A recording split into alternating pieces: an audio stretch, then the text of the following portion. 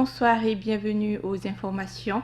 En Égypte, au Caire, le musée des arts islamiques ouvre de nouveau ses portes. Il avait été fermé suite à un attentat terroriste qui l'avait fortement endommagé en 2014. Cette réouverture permet la restauration de près de 160 pièces d'identité dans ce grand musée qui possède l'une des plus importantes collections d'art islamique au monde. Commentaire à Amadou Diarra. Le 24 janvier 2014, une voiture a explosé devant la direction de la sécurité du Caire, provoquant des dommages dans la façade du musée, objets et vitrines. La déflagration avait endommagé 179 vestiges. Parmi ceux-ci, des lanternes en verre datant de l'époque mamelouk, ces esclaves affranchis qui ont régné sur l'Égypte du XIIIe au XVIe siècle.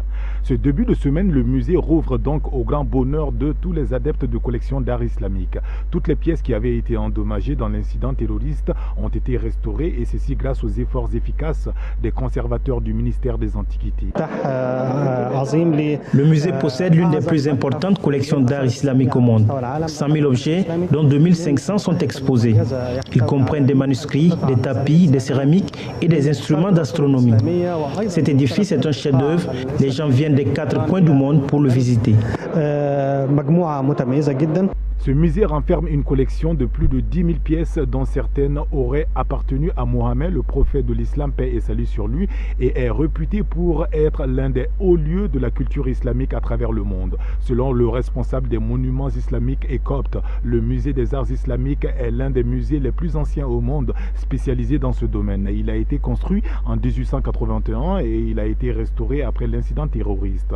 Les visiteurs constatent avec joie les grands changements apportés dans ce bâtiment qui abrite ce musée New Look. Je suis venu ici en 1986, mais aujourd'hui, les choses ont changé. Composé de 27 salles d'exposition, le musée d'art islamique retrace l'ère mamelouk, l'ère ayyoubi, l'ère fatimide.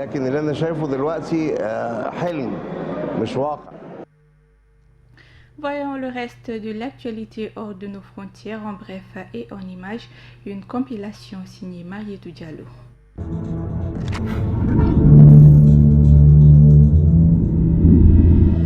En Côte d'Ivoire, plusieurs mouvements sociaux ont eu lieu dans plusieurs villes du pays et notamment à Abidjan. Ce lundi 23 janvier, ce sont les pompiers qui ont manifesté. Après les militaires, les gendarmes, les enseignants, fonctionnaires et le personnel hospitalier, ce sont les pompiers qui sont entrés dans la danse des revendications en manifestant à Cocody.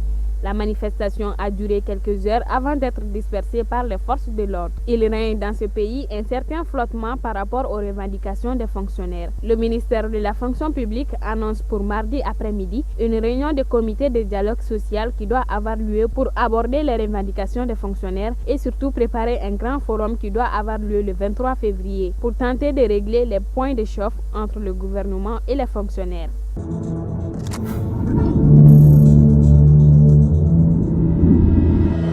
L'ancienne ministre de la Santé, du Bien-être social et des Affaires féminines dans le gouvernement Jammeh va seconder Adama Barrow, le président nouvellement élu en Gambie. Le porte-parole de l'opposition a annoncé au cours d'une conférence de presse ce lundi celle qui occupera la vice-présidence dans le pays. Figure de proue de l'opposition, elle fait partie de ceux qui ont été au premier rang de la contestation sociale en Gambie ces dernières années face au régime du président Yahya Jammeh. Elle a notamment dénoncé l'arrestation de membres de l'opposition ou encore membres de la société civile et fut également une experte des questions liées au genre et du développement au sein du programme des Nations Unies pour le développement.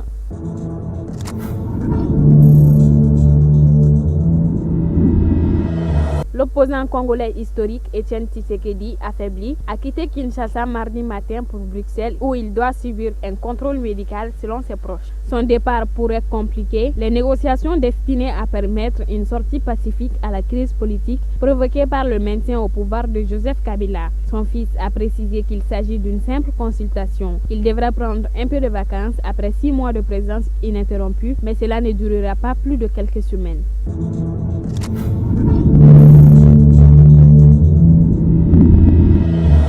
Au Burundi, le gouvernement a entamé la libération de 2500 prisonniers en accord avec une vaste mesure de grâce présidentielle visant notamment à désengorger les prisons surpeuplées du pays. 435 ont déjà été libérés. Selon le ministre de la Justice, l'ensemble des graciés seront libérés d'ici mi-février. Si la mesure concerne des droits communs et notamment des femmes allaitantes et des mineurs, pour la première fois, des prisonniers politiques figurent parmi les détenus concernés officiellement. Le gouvernement burundais nie détenir des prisonniers politiques, mais il concède que la grâce concernera certains détenus condamnés pour leur participation au mouvement insurrectionnel qui a démarré en avril 2015.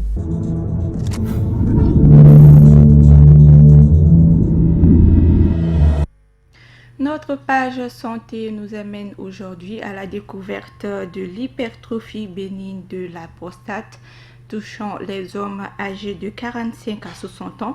Cette maladie se caractérise par une augmentation du volume de la prostate. Tata Touré et Seydou Niaré nous en disent davantage. Vu la gravité d'hypertrophie bénigne de la prostate qui fait beaucoup de ravages de nos jours, sans que les patients ne s'en rendent compte, il est indispensable de faire des dépistages. Les porteurs de cette maladie, principalement les hommes, augmentent de jour en jour, dont l'âge varie de 45 à 60 ans. L'hypertrophie bénigne de la prostate, qui est une augmentation du volume de la prostate, entraîne beaucoup de difficultés à l'émission de l'urine. La prostate, c'est une glande masculine, c'est-à-dire on ne voit que chez l'homme. C'est une glande masculine. Il se situe au-dessous de la vessie, en avant du rectum. Elle entoure la première portion de l'urètre, qui est un conduit qui permet le passage de l'urine.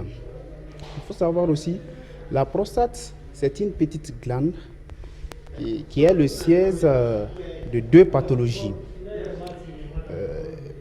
complètement différentes. Le cancer de la prostate, dont on peut mourir, l'adénome de la prostate. Aujourd'hui, nous allons parler d'une maladie très fréquente, très courante, qui concerne un organe noble qui s'appelle la prostate. Il faut savoir que cette prostate peut souffrir essentiellement de trois maladies.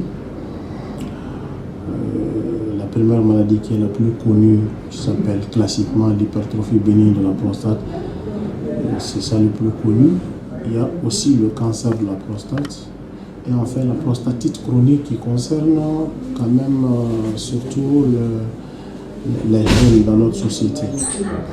Donc si on veut parler de la prostate de façon générale, donc il va falloir qu'on s'appésantisse surtout sur l'hypertrophie bénigne de la prostate. Cette maladie est une maladie qui est fréquente chez les sujets de 45 jusqu'à 65 ans. Cette maladie très fréquente au niveau de cette tranche d'âge-là se manifeste essentiellement par des troubles urinaires. C'est des sujets qui ont des difficultés soit à uriner ou bien des pollacuries, des gens qui vont uriner fréquemment, surtout la nuit. Donc, c'est des gens qui vont vous dire clairement qu'ils se réveillent plusieurs fois la nuit.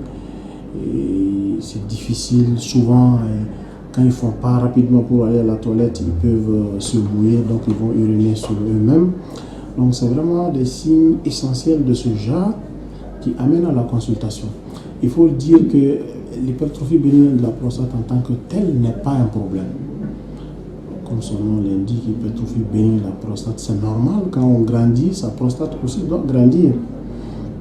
Mais ce qui se passe, c'est que pendant ce développement de la prostate, le développement se fait de façon antérieure, c'est-à-dire à l'intérieur de l'organisme. C'est ce qui va obstruer et principalement le trajet de l'urètre et entraîner ces troubles urinaires que nous venons de citer, notamment la pollacurie, le syndrome irritatif vésical.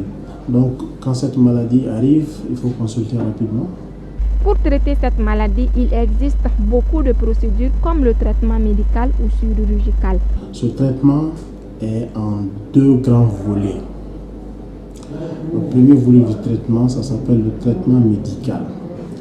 Le traitement médical, ça consiste à prendre des médicaments tous les jours et pendant quand même plusieurs années, il faut le dire comme ça.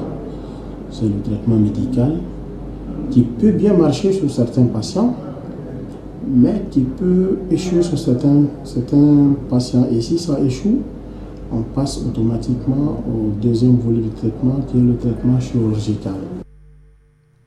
Voilà la fin de cette édition. Merci de votre fidélité. Excellente suite de programme.